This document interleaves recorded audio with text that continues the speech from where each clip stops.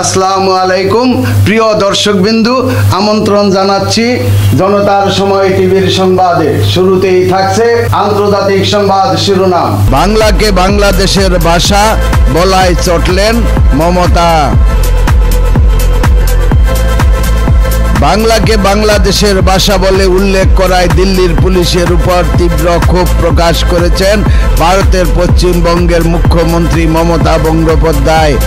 রোববার ৩রা আগস্ট তিনি এমন ক্ষুব্ধ প্রতিক্রিয়া ব্যক্ত করেন। খবর এনডিটিভির।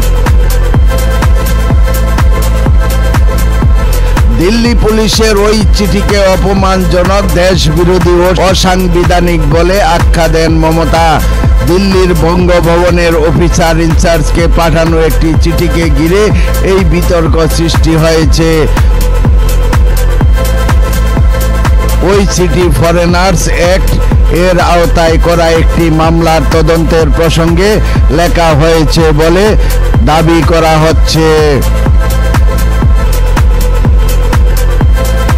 মমতা বলেন, দেখুন কিভাবে কেন্দ্রীয় স্বরাষ্ট্র মন্ত্রণালয়ের প্রত্যক্ষ নিয়ন্ত্রণে থাকা দিল্লি পুলিশ বাংলা ভাষাকে বাংলাদেশি ভাষা হিসেবে বর্ণনা করেছেন।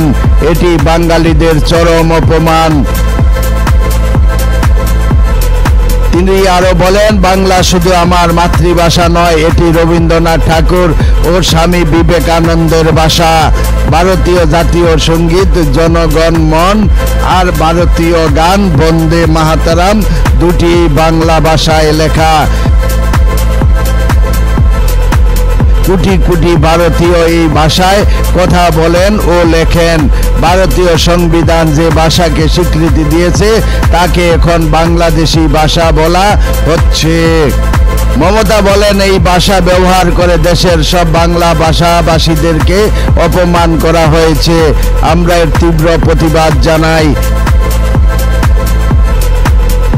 তৃণমূল কংগ্রেস দলের পক্ষ থেকে সোশ্যাল মিডিয়া প্ল্যাটফর্ম এক্স সাবেক টুইটারে দেওয়া এক পোস্টে অভিযোগ করা হয়, দিল্লির একটি মামলায় ৮ জন সন্দেহভাজন বাংলাদেশি নাগরিককে গ্রেপ্তারের পর পুলিশ বঙ্গভবনে চিঠি পাঠিয়ে বাংলাদেশি জাতীয় ভাষার জন্য অনুবাদক চেয়েছেন। এই ঘটনাকে কেন্দ্র করে সামাজিক মাধ্যমে ব্যাপক প্রতিক্রিয়া ছড়িয়ে পড়ছে। প্রিয় দর্শকবিন্দু, আজকের প্রতিবেদন এই পর্যন্তই শেষ করছি। আমি মনসুর রহমান পাশা, জনতার সময় টিভি। আল্লাহ হাফেজ।